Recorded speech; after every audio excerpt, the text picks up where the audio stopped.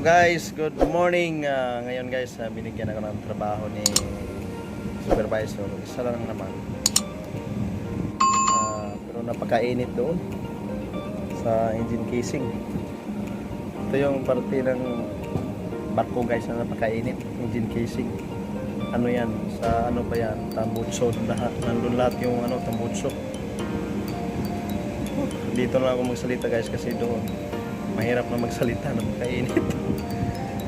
Parang maluluto yung itlog mo doon. So yan guys, map muna ako. Tapos yan lang naman ang trabaho ngayon kasi Pasko ngayong ngayong araw natin.